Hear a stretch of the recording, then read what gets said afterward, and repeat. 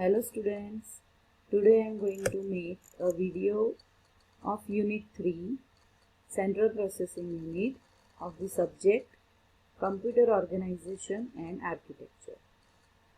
My today's topic is about General Register Organization.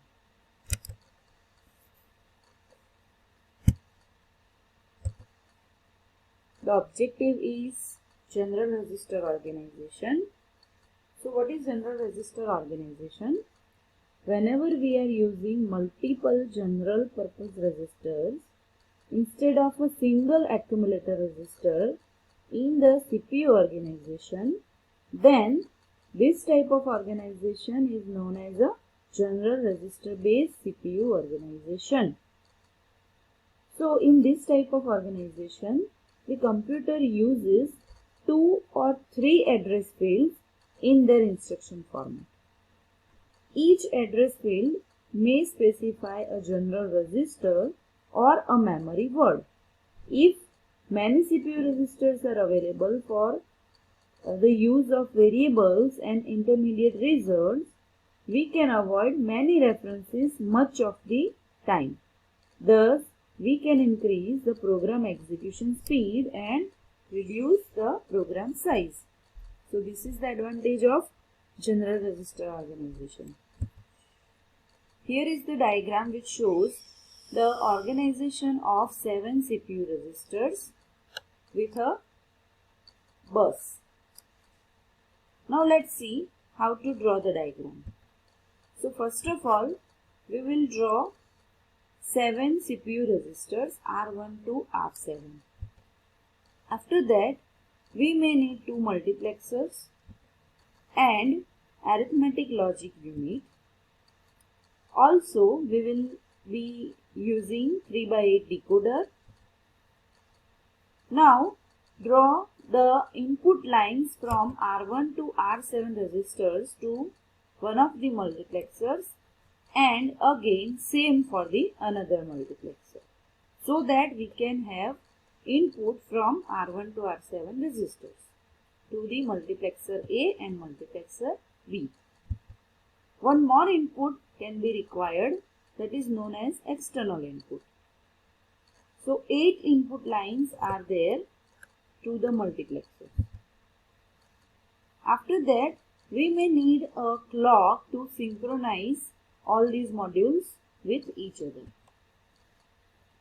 Now, bus A and bus B are used to transfer the data of the multiplexers to the arithmetic logic unit. And whatever result generated by arithmetic logic unit, that can be transferred to the external output line like this, or that output can be transferred to any of the registers, that is from R1 to R7. And for that, we need different selection lines. To choose input from R1 to R7, we have SELA input signals for multiplexer A and SELB input signals for multiplexer B.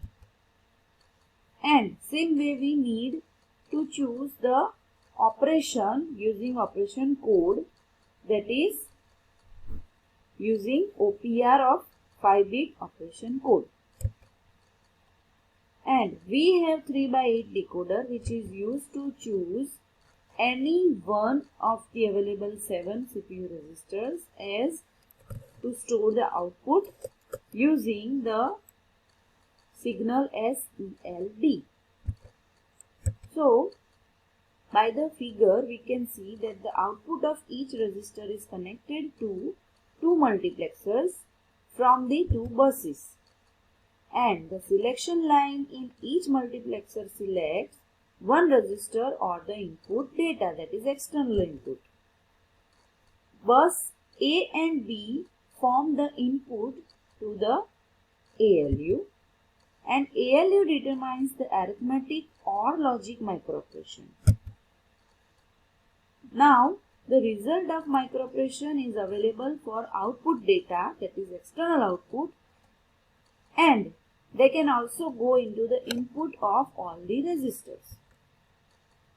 And These registers can be selected by using 3-byte decoder,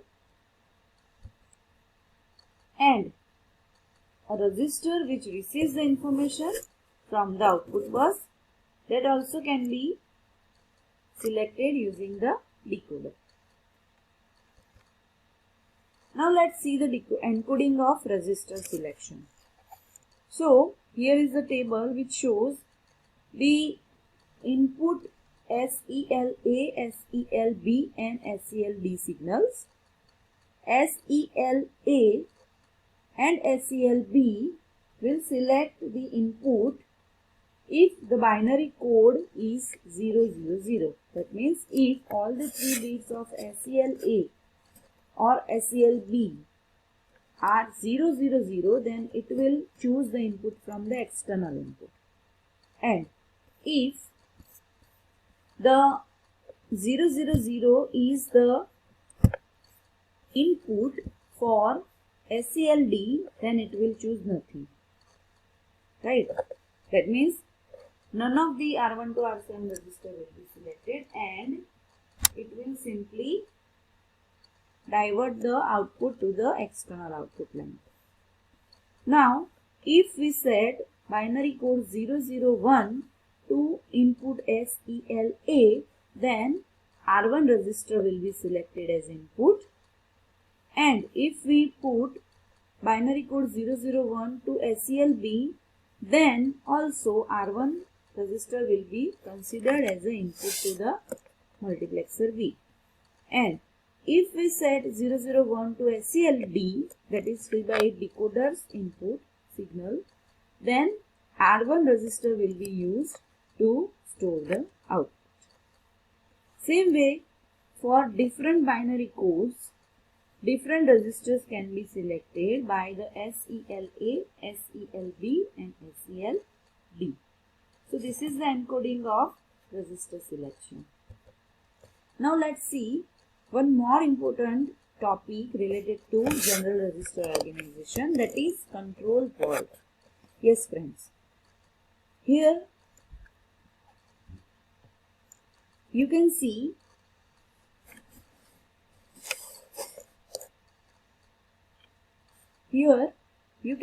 that we have 4 different kind of selection lines: SELA, SELB, SELD and OPR.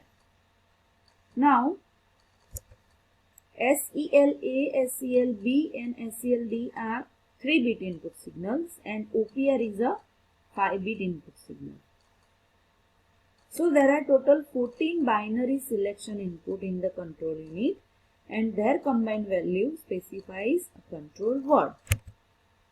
The 3-bit of SELA select a source register for the A input of the CPU, and the 3-bit of SELB selects source register for the B input of the CPU, and 3 bits of SELD select a destination register using the 3-byte decoder, and at the last 5 bits of OPR selects one of the operation in the ALU.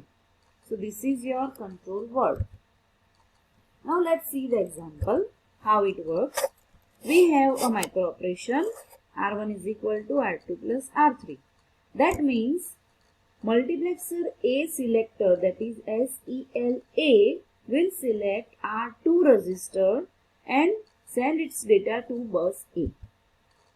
Same way, multiplexer B's selector, that is SELB, will select R3 register and send its data to bus B. Now, ALU operation OPR will select add operations code. So, it will perform addition. And decoder, 3-byte decoder, which is used as a destination selector, and using the signal SELD, will choose outbus to transfer its data to the R1 register, because in our micro operation the destination register is R1, so the output will be stored to the R1 register. So when SCLD equal to 0, 0, 0, then no destination register is selected, but content of the output bus are available in the external output. That means if we set 0, 0, 0, then it cannot send the data to R1 register.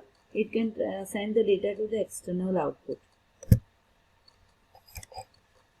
So here is the tabular form in which we can see the content of our control word.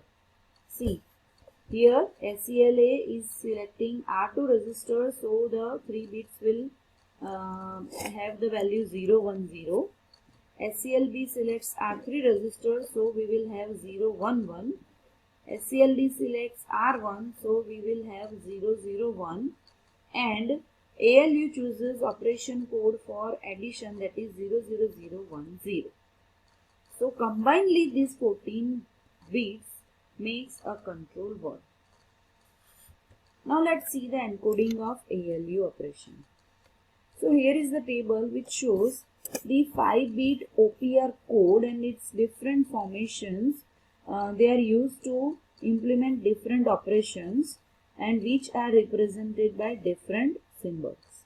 For example, if the operation code is 00010, then addition operation will be performed on the two inputs.